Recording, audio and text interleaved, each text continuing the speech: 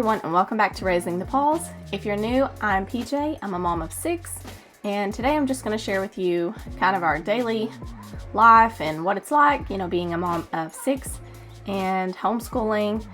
This is just kind of little tidbits of my day. Obviously, I cannot film every little bit of it just because that's unrealistic, but I hope you enjoy.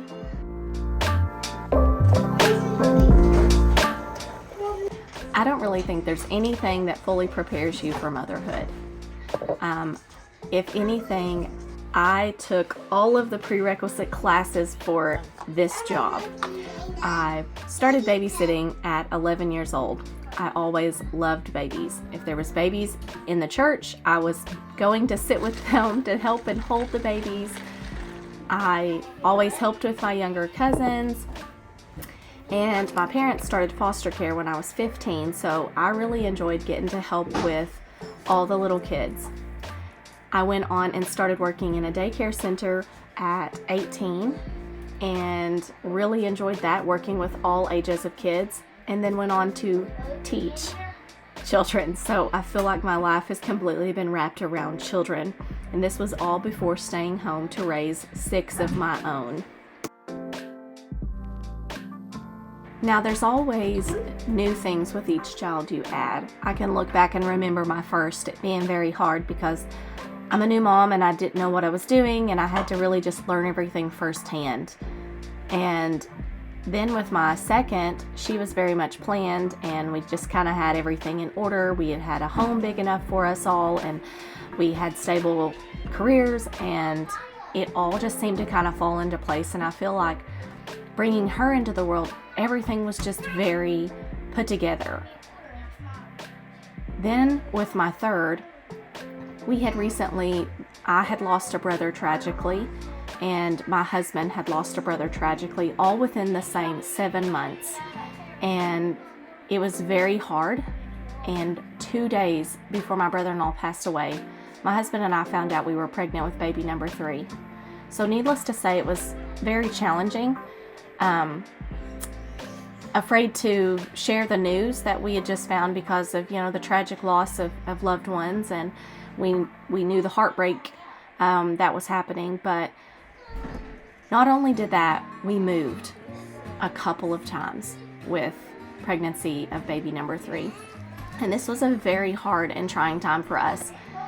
And I remember at that point feeling just everything was out of control. He was looking there. He was looking me. Oh, you was. I did it. I did it.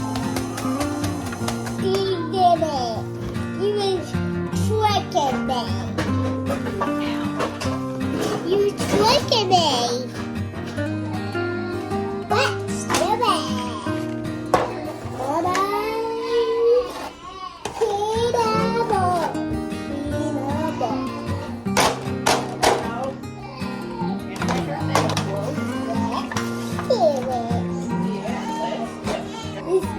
So good to my channel, but I want my tail. I'll do it, Mama.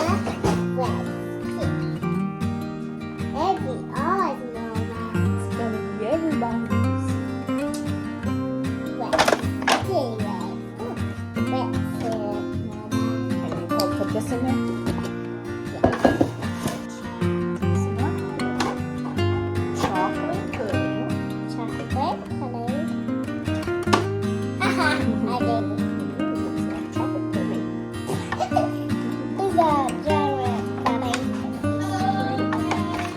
Oh, did you taste it? Is it good? Yeah. Okay. I'm gonna get candy. Say kiwi. Kiwi. What color is this kiwi? What color is that? Green. Very good. This kiwi is green.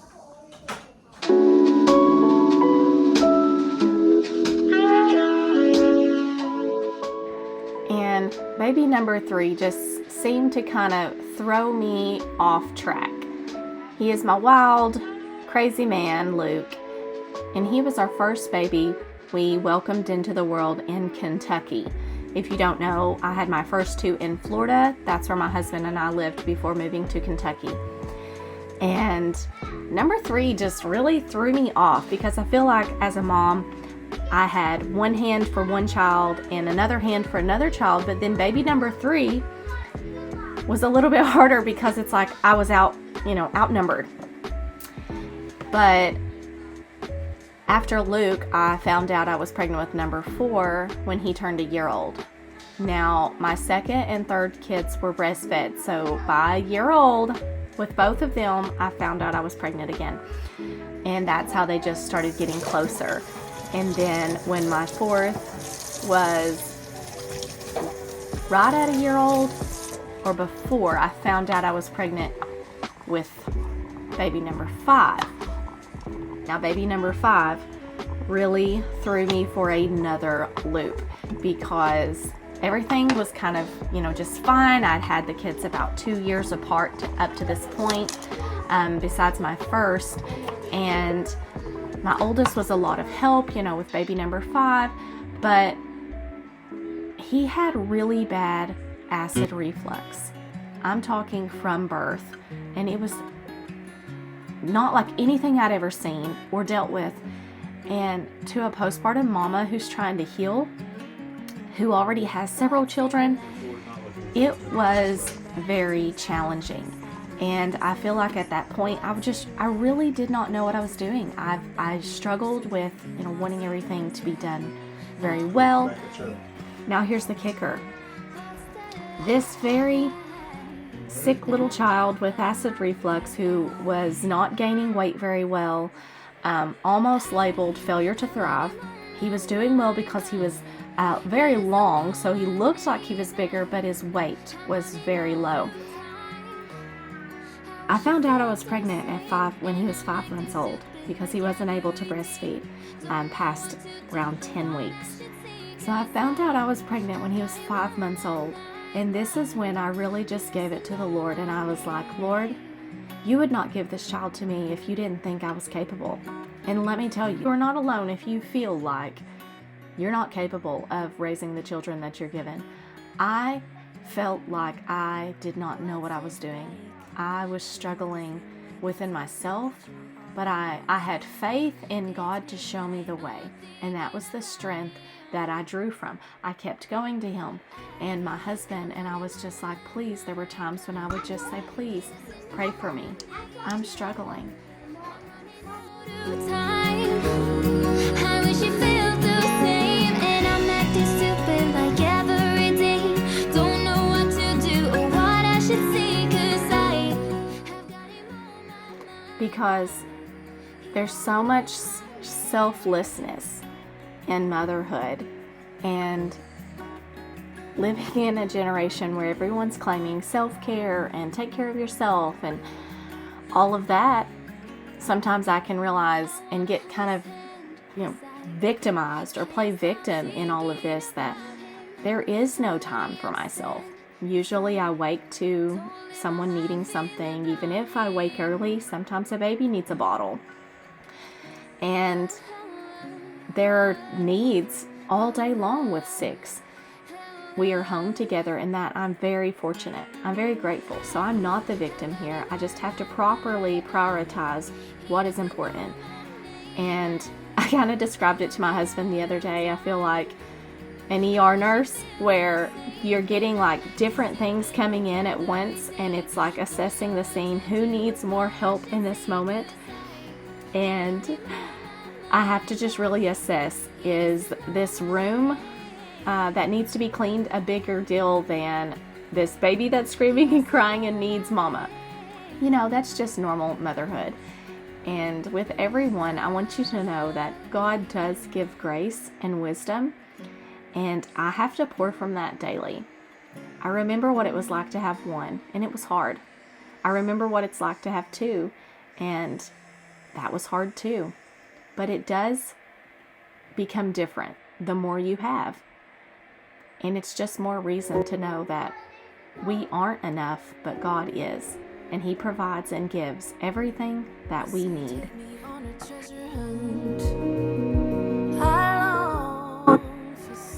If you haven't already, please consider liking and subscribing and share this video. I really appreciate all of the support that I have on this channel. Now, look at our new surprise. I'll see you guys next time. Mommy's got. This is cute. It's a poor baby.